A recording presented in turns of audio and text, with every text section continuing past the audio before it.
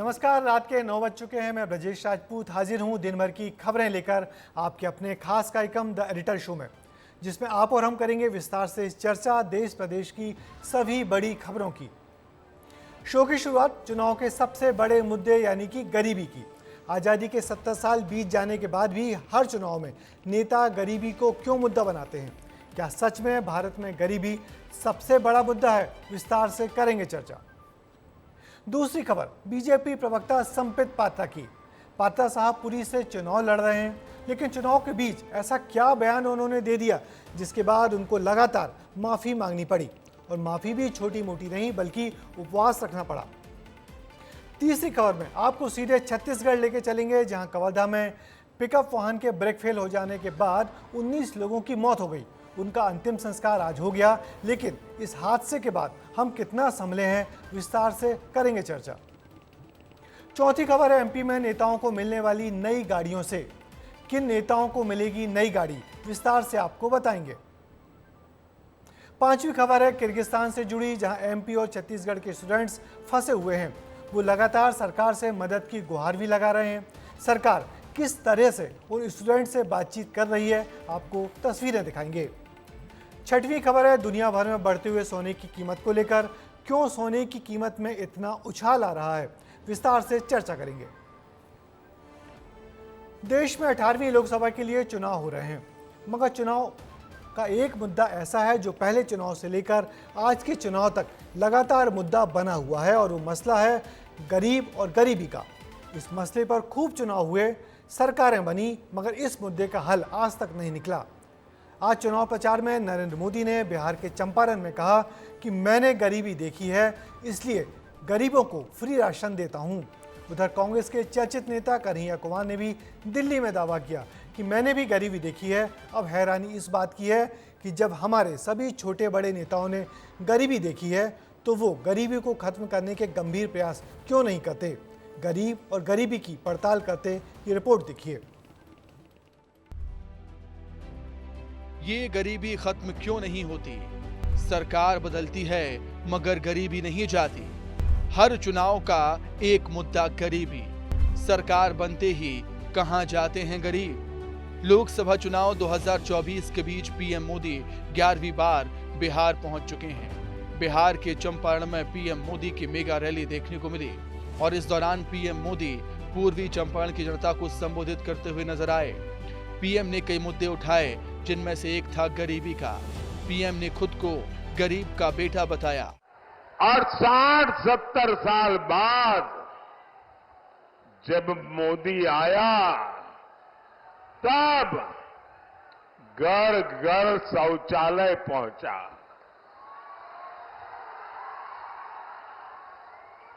मैं गरीब मां का बेटा हूं, इसलिए मुझे पता है शौचालय की जरूरत मेरी मां बहन को क्यों है, इसकी समझ तक नहीं थी भाइयों। पीएम मोदी ने यह भी कहा कि देश में गरीब की पूछ तब शुरू हुई जब गरीब का ये बेटा आपका प्रधान सेवक बना। पिछले 10 साल में मोदी का बहुत सारा समय पिछली सरकारों में गड्ढे भरने में निकला है। पिछले 10 साल में मोदी का बहुत सारा समय पिछली सरकारों के गड्ढे भरने में निकला है। जो काम 10 वर्षों में हुआ है, अगले 5 साल में होगा।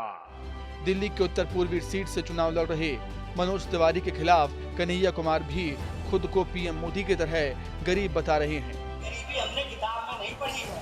हमको मालूम है कि मई के महीना में गटर का नाली महकने क्यों लगता है। जैसे जैसे तापमान बढ़ता है, वैसे वैसे उसकी बदबू बनने लगती है। हमको मालूम है कि गर्मियों में लोड शेडिंग होता है, बिजली काट दी जाती है। गरीबी पर बात करने वाले पीएम मोदी और कन्हैया कुमार ही नहीं, बल्कि गरीबी का मुद्दा इस देश में हर चुनावों में रहा। साल 1971 में सबसे ज्यादा गरीबी पर बात इस देश में की गई, जब तीसरी बार इंदिरा गांधी प्रधानमंत्री बनी। 1971 में देश की आबादी 56.76 करोड़ थी। 1971 में 50% आबादी गरीब थी। 1977 में इंदिरा सरकार का हार का कारण महंगाई भी था। 1980 में इंदिरा गांधी की सत्ता में वापसी हुई। 1981 में 71.54 करोड़ में से 42.9 करोड़ लोग गरीब थे। इंदिरा के वक्त 60% लोग गरीब थे। ये आंकड़े बताते हैं कि देश में सरकार किसी की भी रही हो, लेकिन पूरी तरह से गरीबी कोई नहीं मिटा पाया। अपनी दादी की सरकार का इतिहास भूल राहुल गांधी अक्सर मोदी सरकार को कोसते हैं। वो तो ये भी बोल चुके हैं कि हम एक झटके में गरीबी खत्म कर देंगे। जुलाई में देखेंगे 8,500 रुपए, अगस्त में 8,500, सितंबर, अक्टूबर, नवंबर, दिसंबर खटाखट खटाखट खटाखट खटाखट 8,500। यूएनडीपी की रिपोर्ट के अनुसार 230 मिलियन लोग देश में गरीब हैं। भारत में 2006 से लेकर 2019 के बीच 41.5 करोड़ लोग गरीबी से बाहर निकले। देश में गरीबों की आबादी पर नजर डालिए। 2005 से 2006 में 55.1% था, जो घटकर 2019-2021 में 16.4% रह गया। गरीबी कम भले ही हुई हो, लेकिन ये चुनावी मुद्दा इसलिए है क्योंकि 125 देशों के भुखमरी के आंकड़ों में भारत का 111वां स्थान है, जबकि पाकिस्तान 99वें स्थान पर। यही कारण है कि देश में गरीबी के नाम पर फ्री राशन स्कीम चलाकर वोट बैंक इकट्ठा किया जा सकता है। मोदी सरकार ने 2028 तक 5 किलो अनाज गरीबों को हर महीने देने की स्कीम 2028 तक बढ़ा दी है। कि गरीब के घर का चूल्हा कभी बुझने नहीं दूंगा। रात को जब बच्चे भूखे पेट सोते हैं तो उस मां पर क्या बीतती है, इसका मुझे पता है। और इसलिए मोदी गरीब को मुफ्त राशन देता है, देता रहेगा। गरीबी हटाने के कितने भी नारे दिए जाएं, लेकिन इन लोकसभा चुनाव में फ्री राशन बांटने का मुद्दा बताता है कि देश से गरीबी खत्म नहीं हुई है। ब्यूरो रिपोर्ट, विस्तार न्यूज। हालांकि मोदी सरकार ने दावा किया है कि पिछले 9 सालों में सरकार की योजनाओं की बदौलत करीब 25 करोड़ से ज़्यादा लोग गरीबी रेखा से ऊपर आए हैं। हमारे नीति आयोग की रिपोर्ट भी यही कह रही है, मगर अभी बहुत कुछ किया जाना बाकी है। सरकारों की प्राथमिकता गरीब और गरीबी ही होना चाहिए, तभी देश में असल तरक्की होगी और यही हमारा स्थायी विकास होगा। चुनाव के वक्त जब एक एक शब्द सोच समझकर बोलना चाहिए, तब बीजेपी के सबसे तेज तर्रार प्रवक्ता डॉक्टर संबित पात्रा ने ऐसा क्या बयान दे दिया है जिसे उनसे ना निगलते बन रहा है ना उगलते। बयान पर बवाल होता देख पात्रा अब एकदम प्रायश्चित के मूड में आ गए हैं और 3 दिन का उपवास करने की बात कर रहे हैं। क्या है ये बयान और उससे कितनी मुश्किल में पड़ गए हैं संबित पात्रा, देखिए ये रिपोर्ट। जगन्नाथ। मुझे महाप्रभु जी से क्षमा याचना करनी चाहिए और मैंने निर्णय लिया है कि मैं उसके लिए उपवास भी करूंगा।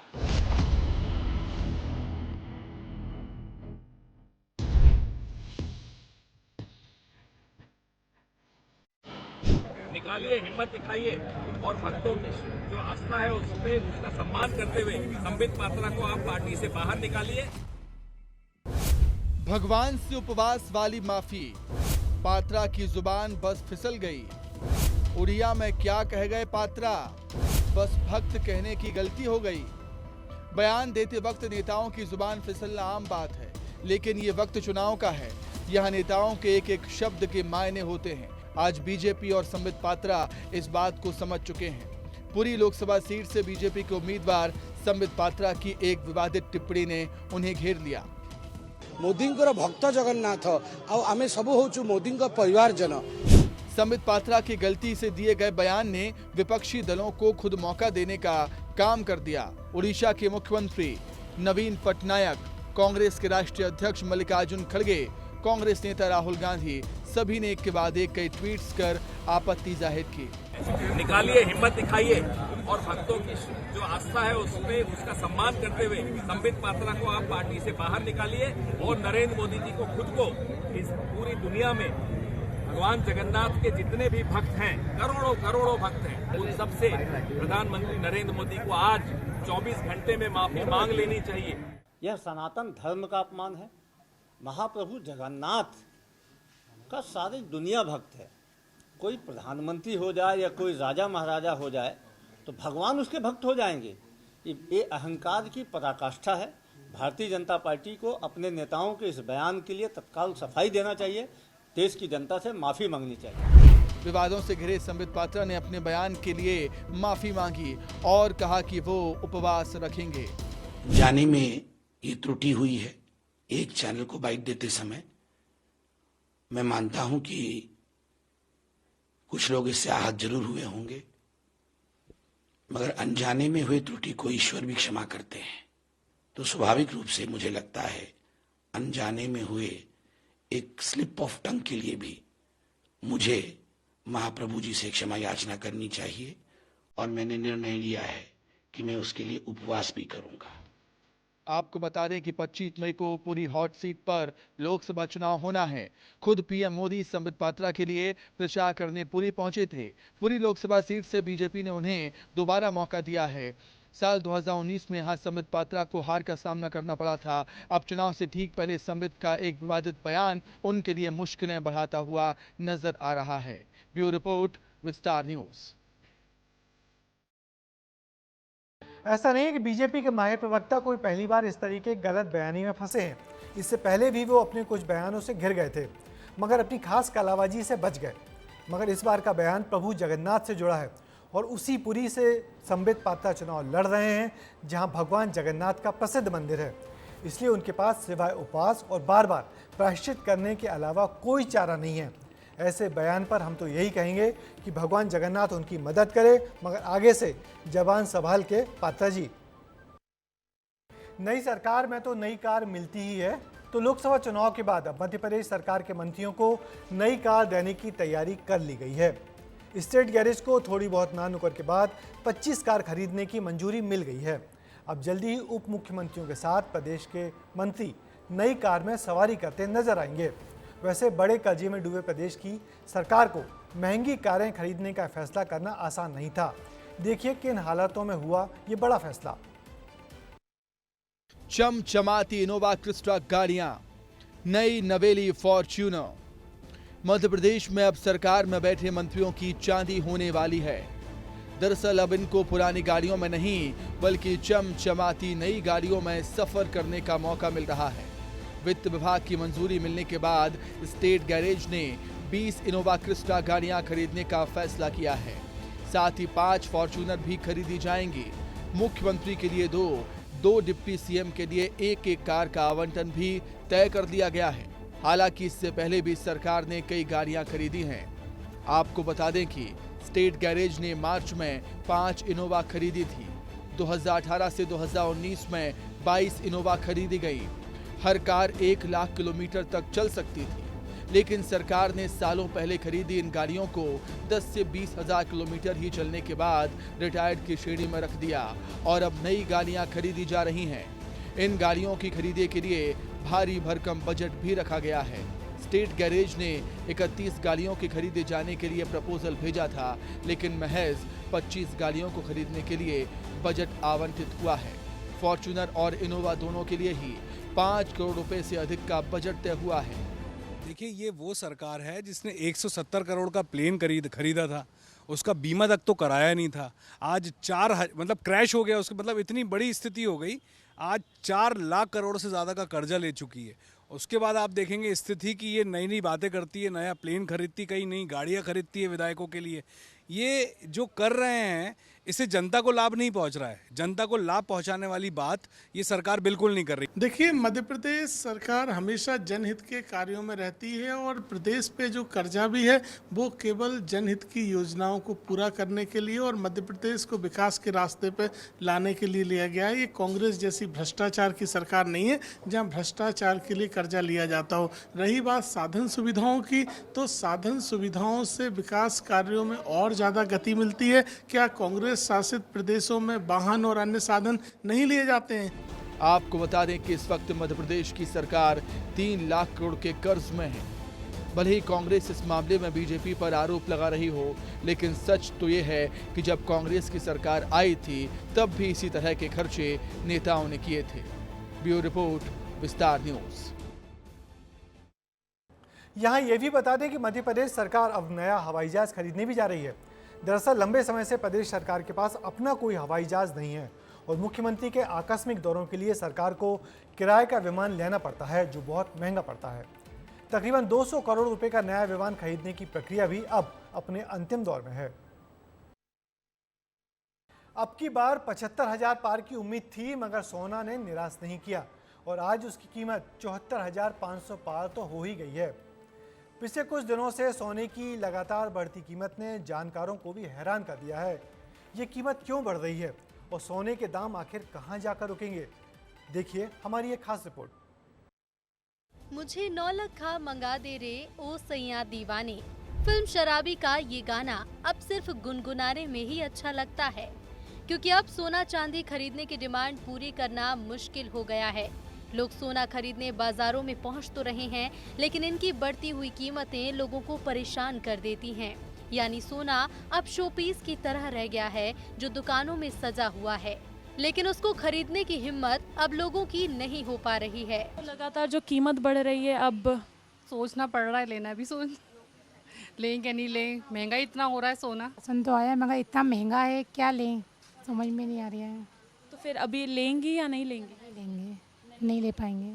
मंगलवार को सोने की कीमतों पर नजर डालें तो सोने की कीमत दिल्ली 75,071 रुपए, कोलकाता 75,511 रुपए, लखनऊ 74,043 रुपए, मुंबई 75,584 रुपए।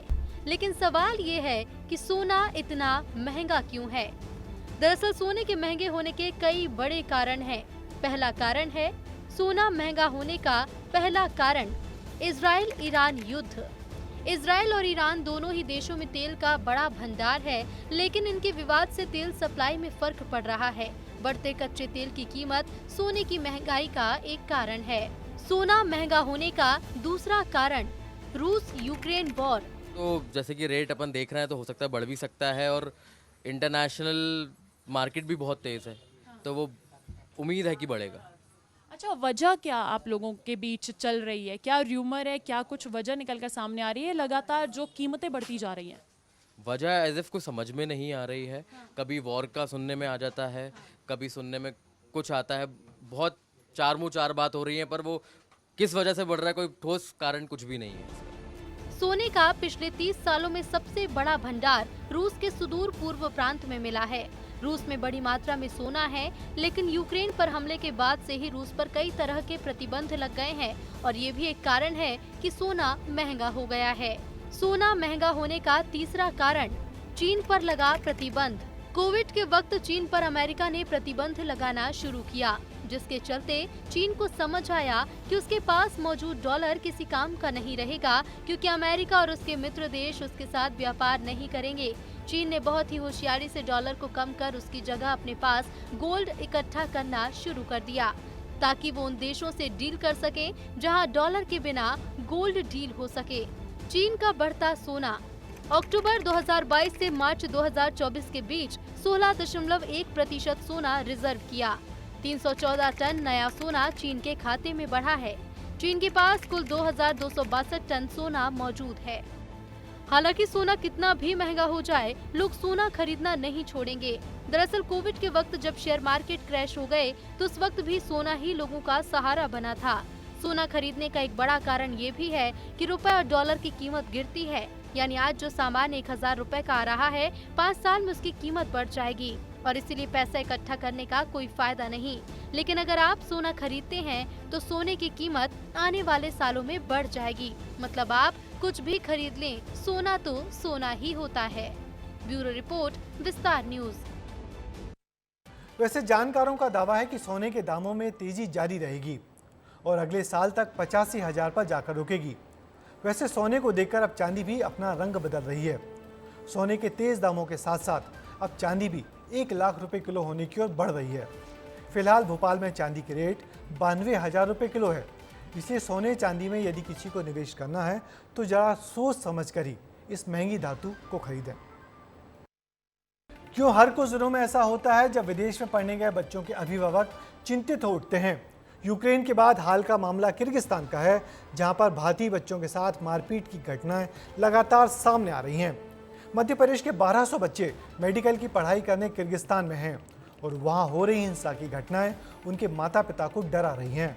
हालांकि मध्य प्रदेश के मुख्यमंत्री डॉक्टर मोहन यादव ने प्रदेश के बच्चों से बात कर उनका हौसला बढ़ाया है और उनकी सुरक्षित वापसी का आश्वासन भी दिया है। देखिए ये खास रिपोर्ट।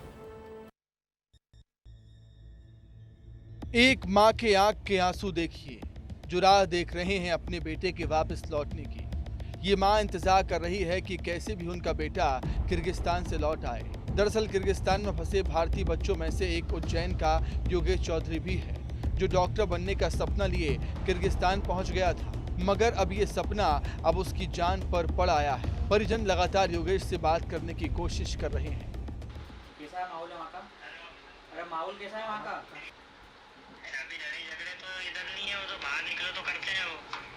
बाहर निकल तो कर रहे हैं। किर्गिस्तान में इस वक्त भारत समेत पाकिस्तान के बच्चे पढ़ाई करने के लिए गए हुए हैं। बच्चों को निशाना बनाया जा रहा है। हॉस्टल से बाहर निकलते ही इन बच्चों को लाठी डंडों से पीटा जा रहा है। इस बीच सीएम डॉक्टर मोहन यादव ने भी किर्गिस्तान में फंसे मध्य प्रदेश के छात्रों से वीडियो कॉल के जरिए बात की और उन्हें हिम्मत देते हुए नजर आए। आगे जिंदगी सर ऑनलाइन ही हो रही है तो, और अभी मतलब छुट्टी भी होने वाली है, तब तक नॉर्मल हो जाएगा सर। हाँ, तो इसीलिए हम लोग ने पूरी चिंता की है। अभी लगातार और आपके विदेश मंत्रालय के माध्यम से मंत्री से भी बात कर रहे हैं। जो बेहतर हो सकता है वो सब करेंगे। और आप लोग सेफ हो, अभी कोई दिक्कत तो नहीं है ना? अंदर हो ना आप कम रूम में, इतने हॉस्टल में।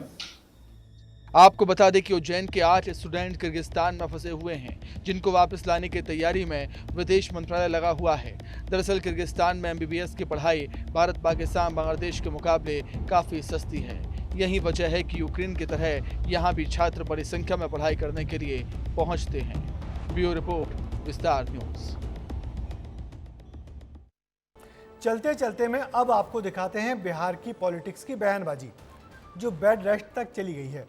ऐसा इसलिए है क्योंकि पहले तेजस्वी यादव ने बयान दिया था कि वो पीएम मोदी को बेड रेस्ट तक पहुंचाएंगे। उसके बाद पीएम मोदी ने बात को पलट दिया और कहा कि मैं बिल्कुल नहीं चाहता हूं कि देश का कोई भी व्यक्ति बेड रेस्ट तक पहुंचे। हमको तो डॉक्टर बोला था कि बेड रेस्ट कीजिए तेजस्वी जी, मेरे हड्डी में कमर में चोट है। हम अभी देखते हैं तो बेल्ट लगा करके घूम रहे हैं। यहाँ देखिए बेल्ट लगा के सुइया लेकर के, कि अभी तेजस्वी बेड रेस्ट नहीं लेगा जब तक मोदी जी को हम हटा नहीं देते। तेजस्वी को बेड रेस्ट की जरूरत नहीं है, मोदी जी को बेड रेस्ट की जरूरत है।